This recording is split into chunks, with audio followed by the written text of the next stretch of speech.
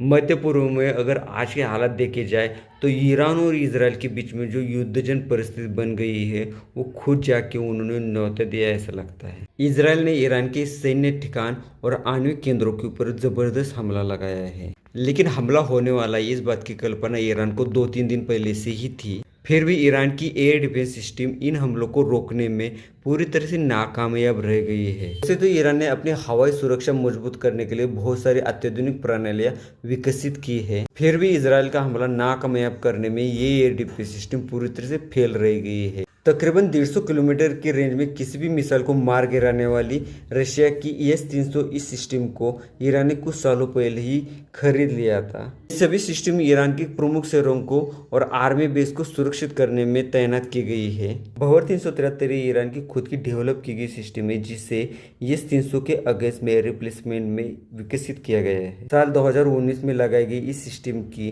Target को मार गिराने की क्षमता लगभग 200 से 250 किलोमीटर तक बढ़ जाती है। इतनी बेहतरीन एयर डिफेंस सिस्टम होके भी इजराइल का हमला रोकने में ये पूरी तरह से नाकामयाब रही है।